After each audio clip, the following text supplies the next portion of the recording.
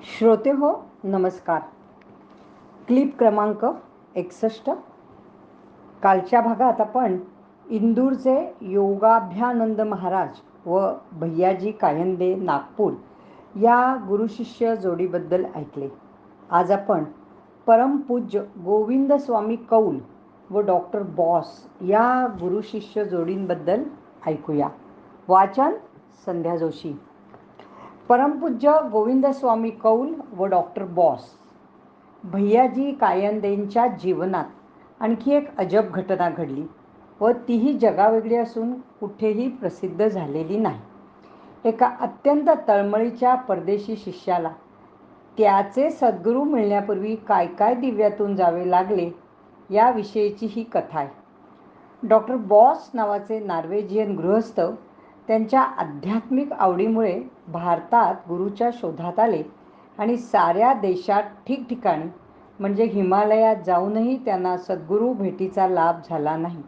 त्यामुळे ते निराश होऊन मायदेशी परत जाण्याच्या विचारात होते आणि मुंबईच्या प्रसिद्ध ताजमहाल हॉटेलमध्ये थांबले होते. त्याचवेळी त्यांच्या एका सहृदय मित्राने भैयाजी कायंदेंचे नाव सुचवले. त्यांना अनेक सत्पुरुषांची माहिती आहे, म्हणून त्यांना भेटलात तर काही मार्ग मिळेल असे सांगण्यात आले. त्याप्रमाणे डॉक्टर बॉस यांनी भैयाजींशी संपर्क साधून त्यांना ताज हॉटेलमध्ये आदरपूर्वक बोलावले होते. त्यावेळी भैयाजी कायंदे नाशिकहून मुंबईला मालाड येथे राहत होते. भोसरा मिलिटरी स्कूलचे प्रिन्सिपॉल असलेले भैयाजी काही मतभेद झाल्यामुळे तडकाफडकी राजीनामा देऊन मालाडला त्यांच्या मुलाकडे म्हणजे भाऊरावांकडे आले होते. भाऊराव हे लोकसत्तेत उपसंपादक होते आणि मालाडला ते राहत असलेला बंगला भाड्याने घेतला होता. 1950च्या दशकातली ही गोष्ट आहे. भैयाजींना फोनवर निरोप आल्यावर त्यांनी उलट डॉक्टर बॉसलाच मालाडला येऊन भेटण्याचे निमंत्रण दिले. त्यानुसार ते परदेशी गृहस्थ मालाडला येऊन त्यांची प्राथमिक भेट झाली. सद्गुरूसंबंधी भैयाजींनी आपला स्वतःचा अनुभव सांगितला व या सर्व ऋणानुबंधांच्या गोष्टी असतात आणि योग्य वेळ आली की आश्चर्यकारक रीतीने योग जुळून येतात. आपण काळजी करू नका असे आश्वासन भैयाजींनी दिले व काही सत्पुरुषांची चरित्रे असलेल्या पुस्तकांची देवाणघेवाण होऊन 8-10 दिवसांनी पुन्हा भेटायचे ठरले. दरम्यानच्या काळात मालाड गोरेगाव भागात काश्मीरचे एक संत परमपूज्य गोविंदस्वामी कौल आलेले होते. ते प्रामुख्याने आजूबाजूला राहणाऱ्या काश्मीरी कुटुंबांमध्येच आलटून पालटून त्यांचा मुक्काम असे. दिवसभर ते कुठेही बाहेर पडत नसत. संध्याकाळी मात्र यजमान कुटुंबांबरोबर थोडा वेळ बाहेर फिरायला जाण्याची त्यांना सवय होती. त्यांचे मुंबईचे वास्तव्य संपून काश्मीरला परत जाण्याचे दिवस आले होते. निघायच्या आदल्या दिवशी रात्री त्यांना एक स्वप्न पडले आणि त्यांना दाढी वाढवलेल्या एका गृहस्थाचा चेहरा दिसला, ठळकपणे दिसला. पण इतर काही खुलासा नव्हता. बहुधा ती व्यक्ती भेटायला येईल असे वाटून त्यांनी तशी वाट पाहिली, परंतु त्याप्रमाणे काही घडले नाही. 4 दिवसानंतर पुन्हा प्रयाण मुहूर्त ठरला, पण पुन्हा त्याच्या आदल्या दिवशी पुन्हा स्वप्नात तोच चेहरा दिसला आणि याला भेटल्याशिवाय मुंबई सोडू नका असा स्पष्ट आदेश मिळाला. मग मात्र सर्वजण कामाला लागले.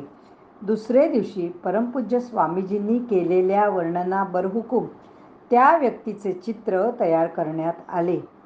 त्याच्या अनेक प्रती तयार केल्या. दाढी आणि जटा वाढवलेल्या असल्यामुळे कोणत्या तरी संन्यासी साधूचे चित्र असावे असे प्रथम दर्शनी वाटत होते.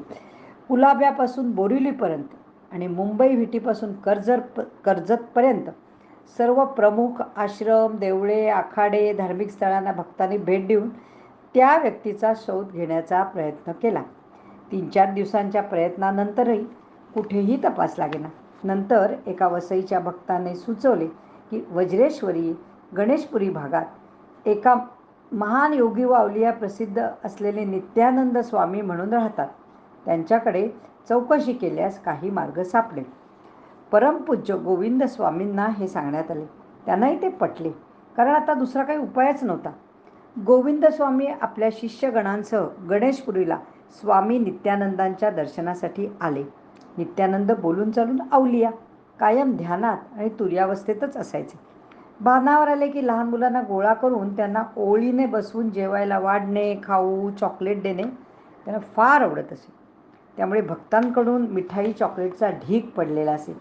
त्या दिवशी मात्र नित्यानंद वेगळ्याच स्थितीत होते. कॉटवरच बसले होते, पण भिंतीकडे तोंड करून तासनतास बसले होते. कोणीही काहीही करू शकत नव्हते आणि त्यांना सांगूही शकत नव्हते. बरीच मोठी रांग होती. लोक त्यांचे पाठमोडेच दर्शन घेऊन पुढे सरकत होते.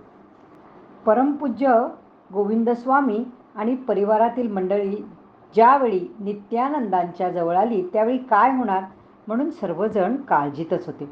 परंतु आश्चर्य म्हणजे गोविंदस्वामी समोर आल्याबरोबर स्वामी नित्यानंद जे पाठमोरे बसले होते ते गरकन वळले आणि म्हणाले, तुम्हारे बिलकुल पीछे है, पीछे है, पीछे है. एवढेच महत्त्वाचे सांगून पुन्हा भिंतीकडे तोंड करून बसले. सूक्ष्म जगतातले व्यवहार सगळे विचित्रच. हे ऐकून गोविंदस्वामींची पहिली प्रतिक्रिया अशी झाली की आपण ज्या व्यक्तीच्या शोधात आहोत ती आपल्या रांगेतच मागेपुढे असावी. तपासल्यावर तसे कोणी आढळले नाही. मालाडला परतल्यावर गोविंदस्वामींनी सुचवले की घराच्या जवळपासच त्या व्यक्तीसाठी शोध घ्यावा. अशी शोध घेण्याची दिशा ठरल्यामुळे सर्व मंडळी जवळच बघू लागली.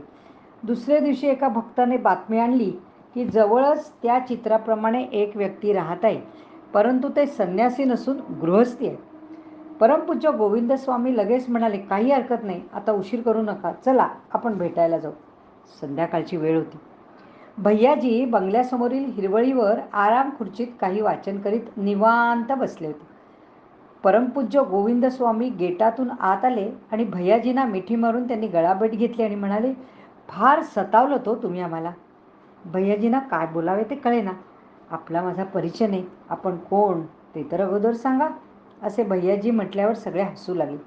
भक्तांनी स्वामींचा परिचय करून देऊन सर्व हकीकत सविस्तर सांगितली व त्यांना का भेटणे महत्त्वाचे आहे हा उलगडा अद्याप झाला नव्हता.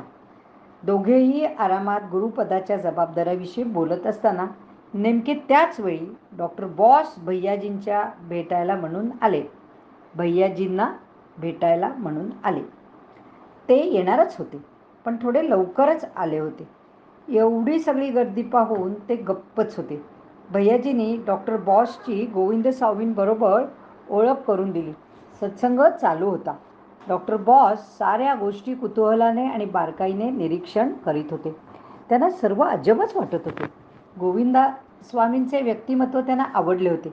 भैयाजी त्यांच्याशी किती अदबीने बोलतायत हेही ते पाहत होते आणि ह्याच्याही पलीकडे परमपूज्य गोविंदस्वामींविषयी गूढ आकर्षण त्यांना वाटू लागले होते व ते सांगण्याच्या पलीकडचे होते. या सर्वांचा परिणाम डॉक्टर बॉसवर इतका झाला की ते भैयाजींना म्हणाले, मला या स्वामीकडे पाहून आईसारखं प्रेम वाटू लागलंय. यांच्याकडून अनुग्रह घ्यावा अशी इच्छा होत आहे. तुम्ही त्यांना माझ्यासाठी विचाराल का? भैयाजी म्हणाले, मी कशाला पाहिजे मध्ये, तुम्ही सरळ समोरासमोर विनंती करा ना. गोविंदस्वामी सर्व पाहत होते आणि भैयाजींनी याला वाचा फोडायच्या अगोदर दृष्टांतामुळेही त्यांना कल्पना होतीच. तरीही ते डॉक्टर बॉसला म्हणाले, अहो मी काश्मीरला राहणारा साधा शेती करणारा मेंढपाळ आहे. माझ्याकडे काय ज्ञान असणार? तुला मी गुरु म्हणून चालेल काय? तुला समाधान देण्यासाठी माझ्याकडे काय असणार? तरी डॉक्टर बॉस म्हणाले, भैयाजीकडे तुमची भेट झाली आहे यात काही गूढार्थ आहे. तुम्हीच माझे गुरु आहात. मग गोविंदस्वामी म्हणाले, तुमच्या रोजच्या जीवनातल्या आवडीनिवडी वेगळ्या असतात, त्यात बदल करावे लागतील. उदाहरणार्थ मांस आणि मद्य सोडावे लागेल. डॉक्टर बॉसने या क्षणापासून या दोन्ही गोष्टी सोडल्या असे वचन दिले. अशा प्रकारे सर्व गोष्टी एकापाठोपाठ ठरल्याप्रमाणे घडत गेल्या. गोविंदस्वामींनाही कळून चुकले होते. हे सगळे रामायण जे घडते ते डॉक्टर बॉससाठीच होते. डॉक्टर बॉसला दुसऱ्या दिवशी गुरुपदेश मिळाला व तो मायदेशी परतला. परमपूज्य गोविंदस्वामी काश्मीरला परतले. डॉक्टर बॉस पुढे गुरूंच्या भेटीसाठी येत राहिला आणि त्याचे कल्याण झाले. आपल्या भारतभेटीच्या अनुभवांवर पुढे त्याने एक पुस्तक लिहिले. हे सगळे पाहून भैयाजी म्हणाले, सूक्ष्म जगतात कशा हालचाली होतात आणि कठपुतळीप्रमाणे प्रपंचात कशा घटना हुबेहूब घडतात याच्या एक उत्तम प्रात्यक्षिकाचे अनुभव घ्यायला मिळाले, हेच आमचे भाग्य. या ठिकाणी आपण आत्ता जे गुरु शिष्य हे प्रकरण वाचत होतो, जे आपण आयुष्याची गोळाबेरीज या पुस्तकातून 9वे प्रकरण असामान्य गुरु शिष्य ते इथे पूर्ण होत आहे. उद्याच्या क्लिपमध्ये आपण दुसऱ्या एका विषयावरती काही ऐकूया. धन्यवाद. हरिओम तत्सत.